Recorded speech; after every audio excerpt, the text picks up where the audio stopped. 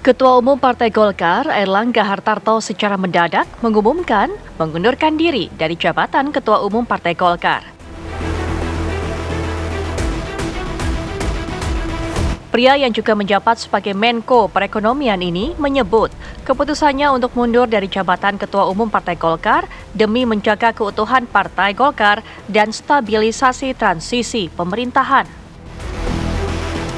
Saya Airlangga Hartarto, setelah mempertimbangkan dan untuk menjaga keutuhan Partai Golkar dalam rangka memastikan stabilitas transisi pemerintahan yang akan terjadi dalam waktu dekat, maka dengan mengucapkan Bismillahirrohmanirrohim serta atas petunjuk Tuhan Yang Maha Besar, maka dengan ini saya menyatakan pengunduran diri sebagai Ketua Umum DPP Partai Golkar. Pengunduran diri ini terhitung sejak semalam, yaitu Sabtu 10 Agustus 2024. Selanjutnya sebagai partai besar yang matang dan dewasa, DPP Partai Golkar akan segera menyiapkan mekanisme organisasi sesuai dengan ketentuan ADART organisasi yang berlaku. Menyikapi pengunduran Airlangga Hartarto dari Ketua Umum Partai Golkar, jajaran pengurus DPP Partai Golkar pun langsung menggelar konferensi pers pada hari Minggu malam kemarin. Selain menghormati keputusan pengunduran diri Airlangga Hartarto, Partai Golkar bersiap akan menggelar rapat pleno untuk memilih PLT Ketua Umum Partai Golkar. Dan rencananya hari ini Partai Golkar akan menggelar rapat pleno.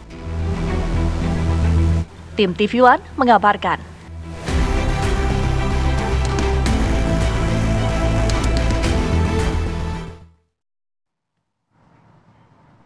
Ya, walaupun secara de jure masih harus diputuskan di rapat pleno dulu ya, Via, terkait pengunduran diri dari Ketua Umum Partai Golkar, Airlangga Hartarto. Lantas, dari nama-nama yang muncul, Bahlil, kemudian juga ada Agus Gumiwang, kemudian juga ada Bambang Susatyo. Kira-kira siapa yang akan bisa menggantikan? Kita akan membahas hal ini dengan narasumber yang sudah hadir. Sudah ada Bang Ahmad Doli Kurnia, Wakil Ketua Umum Partai Golkar. Selamat pagi, Assalamualaikum Bang Doli. Assalamualaikum Bang Doli. Assalamualaikum warahmatullahi wabarakatuh. Selamat pagi. Kemudian juga sudah ada Prof. Burhanuddin Muhtadi, Direktur Eksekutif Indikator Politik Indonesia. Selamat pagi, Assalamualaikum Prof. Assalamualaikum Prof. Selamat pagi Prof. Waalaikumsalam. Ya, kita langsung ke Prof. Burhan. Prof. Burhan, kalau melihat kita di luar Partai Golkar gitu ya, masih menunggu hasil rapat pleno. Tapi kira-kira siapa yang paling tepat dengan kondisi politik saat ini untuk menempati Ketua Umum Partai Golkar, menggantikan Airlangga? Wah, ini berarti langsung to the point ya. Gini, saya kira secara umum ada aspirasi yang berkaitan dengan dua pikiran ya. Yang pertama dari internal, dan itu dimungkinkan dengan aturan main di ADART Partai Golkar. Karena kalau misalnya kita melihat ADART Partai Golkar, nanti Bang Doli bisa mengeksplor, itu ada keharusan buat calon ketua umum untuk menjadi pengurus di DPP 5 tahun terakhir. Dan itu otomatis memberi kesempatan buat orang seperti Bang Doli atau orang seperti pengurus yang lain untuk mendapatkan kesempatan mengelola partai. Ini asumsinya sebagai ketua umum ya.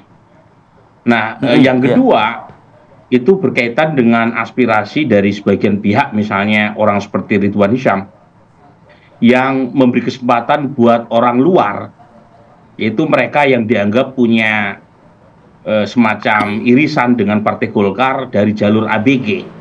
Dan kalau misalnya mengacu pada pengalaman terpilihnya Yusuf Kalla di Munas 2005, ya, saat itu Yusuf Kalla dianggap belum pernah menjadi pengurus Partai Golkar, tetapi terpilih dengan mengalahkan Bang Akbar Tanjung dalam Munas di Bali. Tapi lagi-lagi kalau kita menganut aturan sekarang ya, yang pertama tadi yang seharusnya mendapatkan semacam privilege ya untuk menjadi ketua umum Partai Golkar. Tapi lagi-lagi untuk ke sana kan masih jauh ya. Ada beberapa tahapan yang harus dilalui. Pertama terkait dengan legalitas pengunduran diri Pak Airlangga Hartarto, ya. Dan kedua mungkin nanti akan dibentuk semacam PLT untuk mengantarkan pada Munas, ya. Saya tidak tahu apakah Munaslup atau Munas ini ya. Nanti Bang Doli yang bisa mengeksplor. Tapi poin saya Partai Golkar saya kira sudah terbiasa menghadapi dinamika internal semacam ini, dan saya yakin Partai Golkar mampu ya melewati dinamika ini dengan selamat. Ya, sebelum saya ke Bang Doli sedikit nih, mungkin tambahan analisa dari Anda, Prof. Burhan. Mungkinkah terjadi semacam kayak friksi-friksi di dalam penentuan PLT malam ini?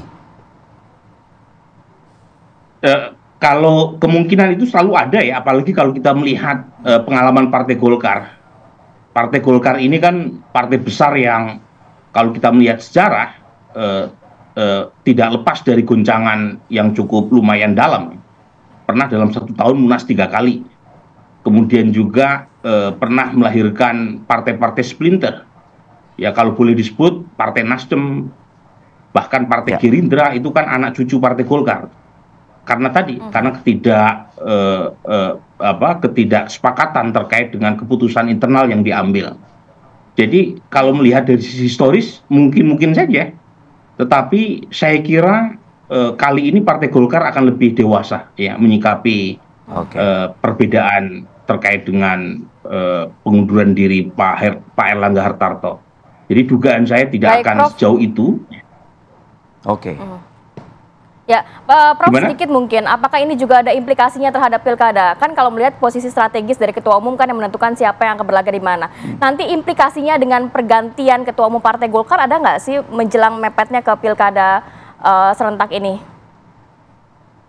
Nah itu kan yang menjadi bahan diskusi juga ya di dalam ya. Saya mendapatkan informasi kalau misalnya Munaslup diadakan sebelum ya pendaftaran Agustus ini begitu di KPU ya, itu bisa mengubah beberapa keputusan yang sudah diambil oleh DPP Partai Golkar di bawah kepemimpinan Pak Erlangga Hartarto ya. Makanya kemudian ada aspirasi misalnya dari Pak Adis ya, agar dilakukan setelah pendaftaran sehingga apapun yang sudah diputuskan oleh Golkar di bawah Pak Erlangga Hartarto termasuk Bang Doli sebagai ketua Bapilunya itu tidak dianulir.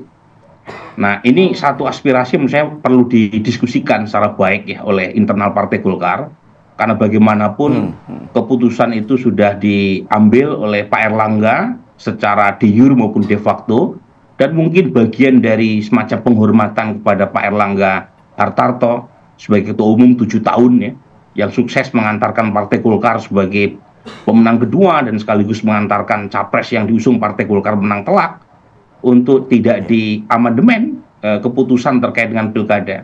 Tapi lagi-lagi ini aspirasi yang saya kira akan didiskusikan dengan matang oleh Partai Golkar hari ini soal kapan penyelenggaraan Munas yang tidak mengganggu agenda terkait dengan pilkada. Baik, Bang Ahmad Doli Kurnia, mungkin silakan Bang dijawab ya beberapa analisa yang disampaikan oleh Prof. Burhanuddin Muhtadi. Iya, saya kira dengan mengundurkan dirinya Pak Erlangga Hartarto sebagai ketua umum ya, ini memang harus segera direspons dan kemudian ditindaklanjuti secara cepat ya oleh kami di DPP Partai Golkar. Makanya pada malam hari ini insya Allah kita akan menggelar rapat pleno, di mana sebetulnya ada 2 agenda inti ya dalam rapat pleno ini. Yang pertama adalah membacakan dan kemudian menerima ya, pengunduran diri Pak Erlangga Hartarto sebagai ketua umum. Karena seperti yang sudah pernah saya jelaskan, per hari ini sebetulnya ketua umum DPP Partai Golkar itu secara de facto itu masih Pak Erlangga Hartarto, tetapi secara de jure ya, secara de jure masih Pak Erlangga Hartarto, cuma de facto saja tugas-tugas kepemimpinan ketua umum di Partai Golkar ini itu dikerjakan oleh secara kolektif kolegial para wakil ketua umum. Nah, jadi secara de jurenya itu akan berakhir nanti ketika pada saat dibacakan dan kemudian rapat pleno mensahkan ya, menerima dan mensahkan surat pengunduran diri itu. Nah tentu itu nanti yang kedua setelah dinyatakan resmi secara de facto dan de jure bahwa Pak Erlangga tidak menjadi ketua umum lagi, maka kemudian kekosongan ini harus diisi dengan seorang pelaksana tugas ketua umum yang nanti juga akan disepakati, dibicarakan dan disahkan di rapat pleno, yang tugas dari pelaksana tugas ini adalah untuk mempersiapkan Munas luar biasa sesegera mungkin untuk memilih ketua umum definitif yang baru. Nah, mudah-mudahan saya kira ya kita sudah punya pengalaman sebagai partai politik yang besar dan tertua gitu di dalam kita bagaimana mengatasi berbagai masalah yang kita hadapi, termasuk soal peristiwa-peristiwa seperti pergantian ketua umum ini. Dan saya kira suasana yang terjadi di dalam DP Partai Golkar, saya merasakan bahwa kita ingin supaya memang ini bisa cepat selesai, terpilih ketua umum yang baru, karena kita masih punya banyak agenda ya, terutama menghadapi pilkada yang kira-kira kurang dari 2 minggu lagi ke depan gitu. Oke, saya ingin kembali ke Prof. Burhanuddin Muhtani sedikit lagi nih. Prof, artinya begini Prof, bila mana memang malam hari ini nanti pleno itu berjalan dengan lancar, artinya sudah tidak diperlukan secara segera berarti Prof, Munas luar biasa Partai Golkar ini tetap mengacu kepada agenda di bulan Desember nanti, Prof. Nah, itu lagi-lagi keputusan pleno nanti malam menjadi penentu ya. Apakah menunggu bulan Desember seperti jadwal awal Munas, ataukah untuk memperkuat legitimasi kepengurusan Golkar pasca pengunduran diri Pak Erlangga Hartarto, PLT seperti amanat pleno kalau misalnya diputuskan demikian, itu menggelar Munas secepatnya. Nah, lagi-lagi dua pendapat tadi masing-masing punya dasar atau argumentasi masing-masing kapan sebaiknya Munas dilakukan ya. Kalau mengikuti alasan mengapa harus dilakukan segera karena pertimbangan legitimasi, memang Munas sebaiknya dilakukan segera. Tetapi kalau misalnya dianggap itu akan mengganggu agenda lain, terutama berkaitan dengan pemenangan di pilkada, bisa saja ya Munas dilakukan di bulan Desember. Jadi tergantung keputusan nanti malam mana yang dianggap paling kuat dasarnya. Karena masing-masing punya pertimbangan saya kira ya. Misalnya kalau pertimbangannya adalah pilkada yang membutuhkan keseriusan dari internal dan soliditas dalam menyikapi agenda pemenangan terkait dengan demokrasi lokal, maka Munas bulan Desember menjadi lebih justified. Tetapi kalau argumentasinya adalah segera mencari legitimasi kepengurusan pasca Pak Erlangga Hartarto, Munas secepatnya menjadi dasar mengapa perlu dilakukan sesegera mungkin. Jadi saya kira nanti malam akan terjadi diskusi yang menarik di pleno karena masing-masing punya argumentasi yang menurut saya make sense ya. Tinggal siapa yang akhirnya didukung itu sangat ditentukan oleh internal Partai Golkar. Oke, baik, terima kasih banyak Prof. Burhan. Ada beberapa catatan yang nanti akan dijawab oleh Bang Doli terkait tadi dikatakan juga apakah dengan pergantian ketua umum ini akan mempengaruhi dari pilkada serentak 2024, khususnya keputusan yang akan diambil Partai Golkar.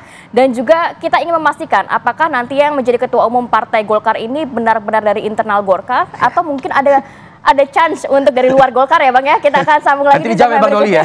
Ya, saya pamit dulu ya. Terima kasih Prof. Burhan. Terima kasih. Ya. Terima kasih Prof. Burhan.